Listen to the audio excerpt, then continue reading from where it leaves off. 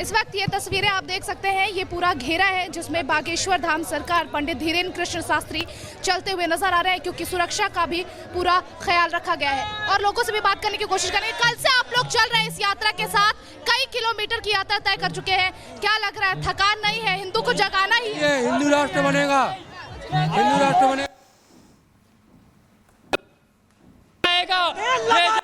श्री राम, एक ही नारा, एक ही नाम, जय श्री राम, जय श्री राम, एक ही नारा, एक ही नाम, जय श्री राम, जय श्री राम, जय श्री राम, जय श्री राम,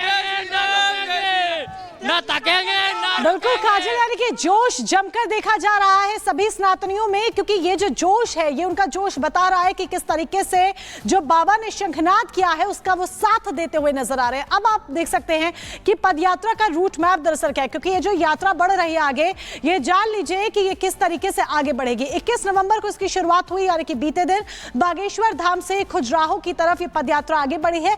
15 किलोमीटर पड़ाव इसका है फार्मेसी कॉलेज। 22 नवंबर यानी कि आज के दिन फार्मेसी कॉलेज से पदयात्रा आगे बढ़ी है, पेप्टेक टाउन तक ये पदयात्रा जाएगी। 17 किलोमीटर का सफर ये तय करेगी। 23 तारीख यानी कि कल की बात करें तो पेप्टेक टाउन से ये पदयात्रा आगे बढ़ेगी नौगांव की तरफ, और 21 किलोमीटर का सफर ये पदयात्रा तय करेगी। और फिर अगले दिन 24 तारीख को 22 किलोमीटर का सफर तय करते हुए नौगांव से देवरी बांध तक ये आगे की तरफ बढ़ेगी। सभी सनातनियों को एकजुट करते हुए अपना जो लक्ष्य है उस लक्ष्य को पूरा उठने के लिए विचारों की यात्रा है, तलवारों की यात्रा नहीं। मौलाना साहब से कहिए कि हिंदुओं की यात्राओं पे ज्ञान देना बंद करें। कह रहे हैं कि इस यात्रा पर बयान होना चाहिए। उनसे कह दो कि आप हिंदुओं की यात्राओं पर बयान देना बंद करें, क्योंकि जब आप जलसा निकालते हो तब आप तलवारें निकालते हो, जब आप यहाँ पर ताजिया निकालते हो तब आप तलवारें निकालते हो। हम लोग ध्वज लेकर के विचारों के साथ निकले हैं। अगर ज्ञान पेलेंगे और हम पेलेंगे तो इनके पेट में दर्द होगा।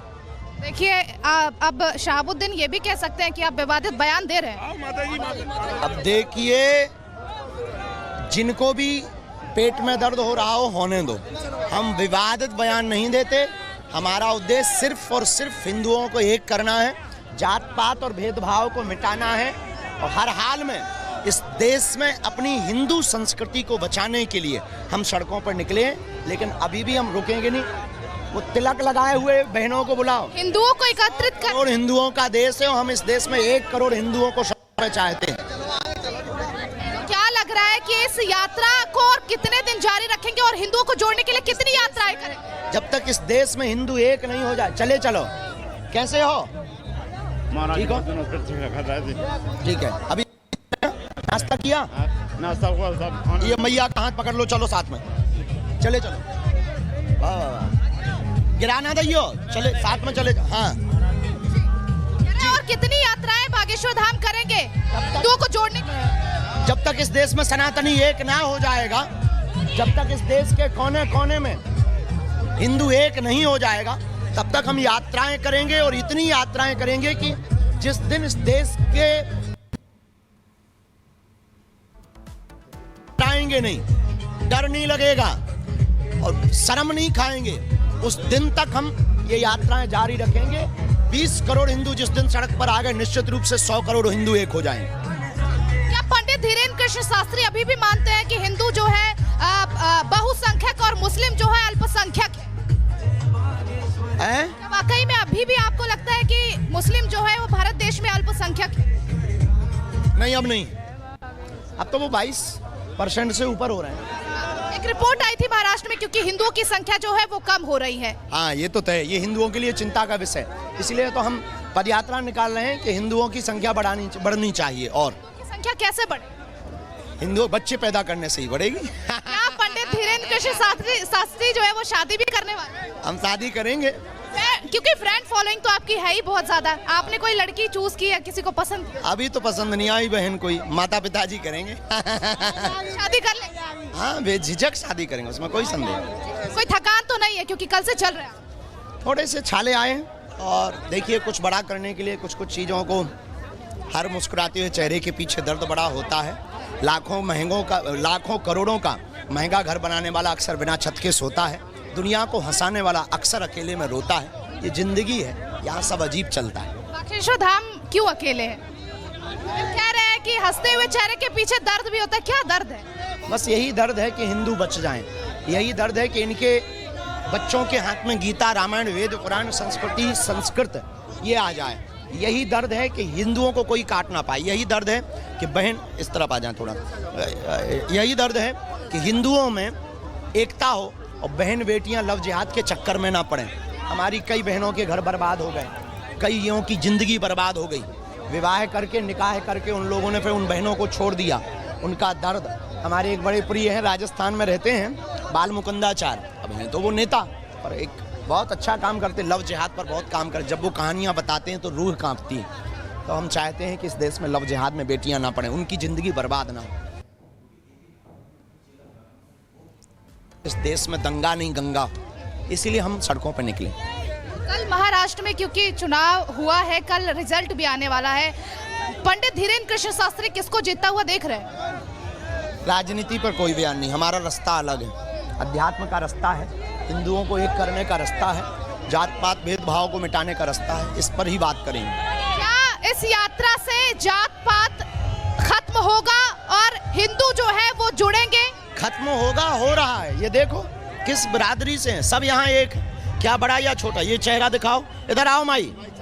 ये कह रही हैं जात पात मिटेगा, ये बिन्नू कह रही हैं जात पात मिटेगा। मिटेगा मिटेगा। हाँ, ये कह रही हैं बूढ़ी अम्मा 80 साल प्लस है, चल रही हैं, व्हील चेयर से लोग चल रहे हैं। यहाँ क्या बड़ा क्या छोटा, सब एक हैं, सामाजिक समरसता में हैं, सब जी रहे हैं, अच्छे भले बुरे। वो उसको बुलाना चश्मा वाले को, सब जी रहे हैं। ये जात पात और भेदभाव को मिटाने के लिए ही यात्रा है, मिटेगी।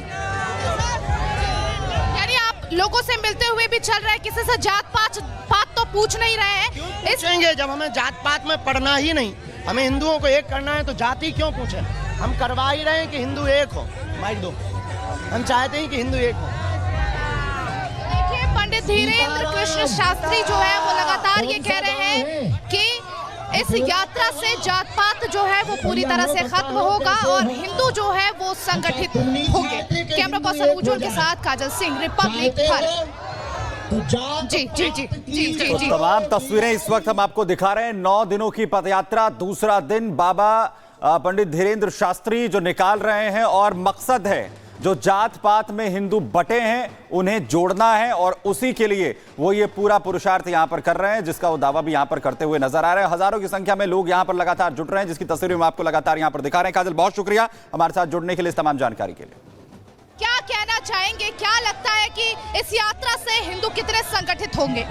देखिए, पहले तो पूरे देश के लिए मैं मंगल कामना करता हूँ, आह्वान करता हूँ कि जात पात की करो विदाई, हिंदू हिंदू भाई भाई।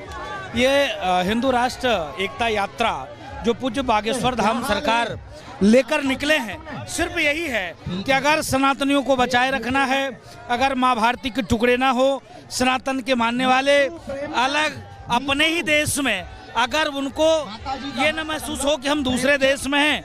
बांग्लादेश में क्या स्थिति है? अगर भारत को बचाए रखना है तो हिंदू को बहुसंख्यक बनाए रखना है। आज तमाम लोग इस यात्रा का विरोध करते हैं, तो मुझको लगता है वो सब ये यात्रा इसलिए है कि राम विरोधियों को नंगा किया जा रहा है, राष्ट्र विरोधियों का नंगा करने का ये यात्रा है। इस चीज़ को आप समझ लीजिएगा कि आज जब तमाम ऐसे लोग कट्टरपंथी हैं जो जाति के नाम पर, पंथ के नाम पर, मजहब के नाम पर सिर्फ सनातन को ही दबाना, सनातन संस्कृति को गाली देना, हिंदू देवी देवताओं को गाली देना, हमारी धार्मिक ग्रंथ को फाड़ना, जलाना, प्रतिबंध करने की बात करना, उनकी इतनी हिम्मत हो गई है जो कहे हिंदू हिंसक है। अगर हम हिंसक होते तो क्या ये अपना त्यौहार मना पाते? क्या ये 6 करोड़ से 40 करोड़ हो जाते? और जहां पर हम 3 करोड़ थे वहां हम 0 हो जाते? आए दिन बांग्लादेश में हिंदू काटे जा रहा है, आए दिन हमारे मंदिर तोड़े जा रहे हैं, आए दिन हमारे मंदिर जलाए जा रहे हैं, आए दिन भारत में भी अगर हमको कोई यात्रा निकालना होता है तो आपको तकलीफ होती है।